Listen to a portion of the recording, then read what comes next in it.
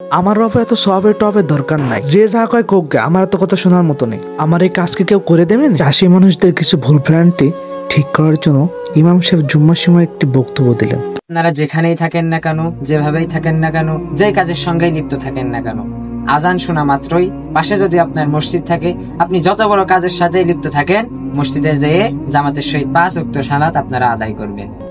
আসরের কিছু সময় আগে একটু পরেতে আসরে আজান, যাচ্ছি এখন ঘাস কাটতে।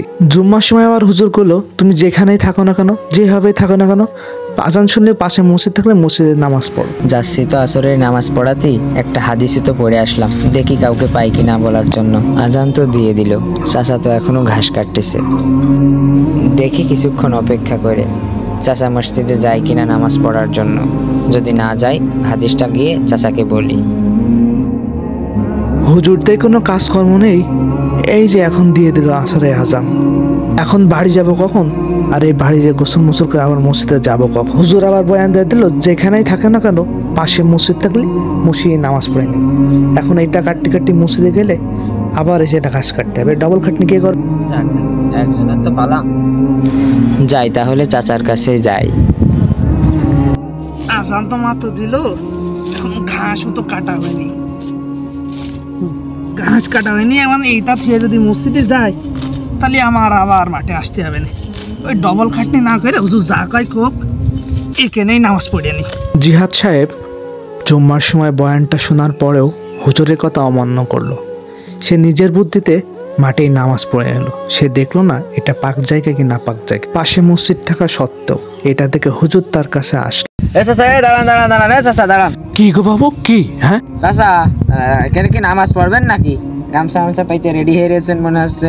হ্যাঁ গো বাবু, নামাজ পড়বো। এখন আমার মসজিদে গেলে আবার আসতে হবে না। ডবল খাটনিছে ওই একটা খাটনি করা ভালো। এখানে ঘাস কেটে নামাজটা পড়ে নিয়ে ঘাস মাস কেটে একবারে বাড়ি চলে যাওয়া নেই। চাচা, তা আমি যে আপনাকে মহল্লার ইমাম সাহেব, আজকে জুমার দিন যে বয়ানটা দিলাম, তা বয়ানটার মান তো রাখলেন না আপনারা। মানটা রাখবো কি? তোমাকে তো আর কাজ টাজ করা লাগে না, মাঠে কাজ তো আমাকে করতে হয়। এখনো এইটুক নিয়ে বাড়ি গেলি বাড়ি আবার ঝগড়া হবে না। বলছি আপনি বাড়ি যাবেন কি করতে? মসজিদ তো পাশেই আছে। আমি আপনাকে মসজিদের ইমাম, নামাজ পড়াতে যাচ্ছি। তা মসজিদে নামাজ পড়ে আবার এখানে এসে ঘাস কেটে নিয়ে তারপরে বাড়ি যাবেন, আপনার এতে সমস্যা কি? আমার বাবু ডবল খাটনি করার মতো নেই, এখানে ঘাস কেটে নামাজ পড়ে যায়।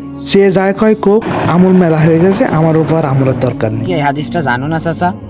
রাসূল সাল্লাল্লাহু আলাইহি ওয়াসাল্লাম বলেছেন, আযান শুনলো, পাশে মসজিদ আছে, অথচ সে কি করলো? মসজিদে নামাজ আদায় করলো না। আমার মনে হয় তার ঘরে আগুন লাগিয়ে দিই। এত বড় একটা অভিশাপ রাসূল সাল্লাল্লাহু আলাইহি ওয়াসাল্লাম দিয়ে গিয়েছেন।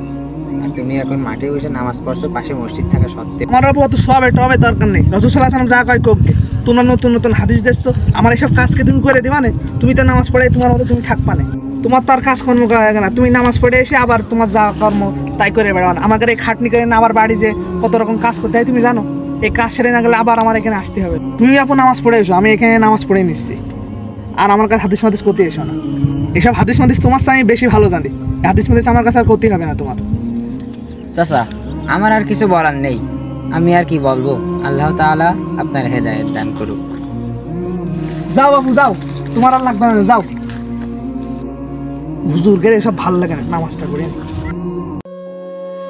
ঠিক এমনই ভাবে আমাদের সমাজের কিছু মানুষ, তারা অনেক কিছু জানে, সেটা জানা সত্ত্বেও তাদের নিজের স্বার্থের জন্য গুনাহের দিকে লিপ্ত হচ্ছে। সে এতটুকু চিন্তা করতেছে না যে তাকে একদিন ওই কবরে যাইতে হবে।